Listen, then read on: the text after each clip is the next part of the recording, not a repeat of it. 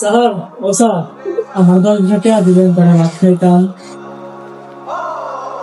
10-20 টাকার ভাত পাওয়া যায় রে? ধান্দা করে জায়গা পাস না? তোর যে শরীর, 3 কাম করে খালি তোর হাতের অভাব হবে না। স্যার, আমি তো আপনার কাছ থেকে ভিক্ষা চাইতেছি না, আমার ভাত খাওয়ানোর লেগে 10-20 টাকা দেন। টাকা না দিলে আমার ভাত খাওয়ানোর ব্যবস্থা করে দেন। তোকে আমি কোন দিয়ে ভাতের ব্যবস্থা করে দেবো? নিজেই তো ভাতের দিন রাত পরিশ্রম করি। যা ভাগ। স্যার, আমার এই অচল পাউডার আর পারতাছি না, এমনিতে লাগছে খিদা। স্যার, আমি কিন্তু ভিক্ষা করে খাই না। স্যার, আমি একজন দিন মজুরি, আজকে কাজ পাই নাই, তাই বাধ্য হয়েছে আপনার কাছে এসে হাত পাততে। হ্যাঁ, কাজ না করলে পেট ভাত যাবে কেমনে? আর পৃথিবীটা অনেক কঠিন। যা ভাগ। এই ভাই, এদিকে আসেন, এদিকে আসেন। হ্যাঁ ভাই, বলেন। ভাই, এই ভাত কটা নিয়ে এখানে বসলে খান। ভাই, ভাত কটা আমি কেমনে খাই? আপনি তেনে খাইতে বসিলেন।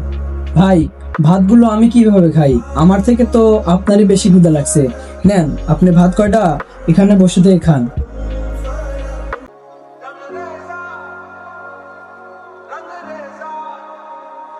সোহাগ, শোনে দিকে আয়।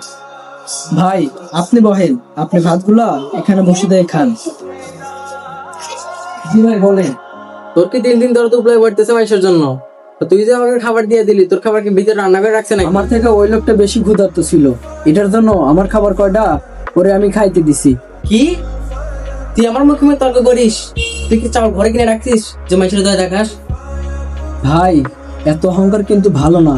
আপনিও কিন্তু একসময় গরিব ছিলেন, এখন হয়তোবা এত ধন সম্পদ টাকা পয়সা হয়েছে, তাই বলে কি আপনি অহংকার করবেন? তাই বলে কি তাদের সাথে এমন করবেন? তারা হয়তোবা আজকে গরিব, 2 দিন পর তো তারাও পরিশ্রম করে বড়লোক হতে পারে। আপনি আপনার প্রফেশনটাই দেখেন, আপনি আগে কি ছিলেন, এখন কি আছেন। একটা কথা মনে রাখেন, অহংকার কিন্তু পতনের মূল। জি ভাই, ভুলটা আমারই, বুঝতে পারছি। আমি ওর কাছে ক্ষমা চাই নিচ্ছি। ভাই, ভুলটা আমি বুঝতে পারছি।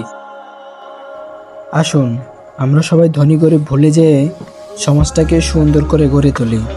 সবাই একত্রিত হই।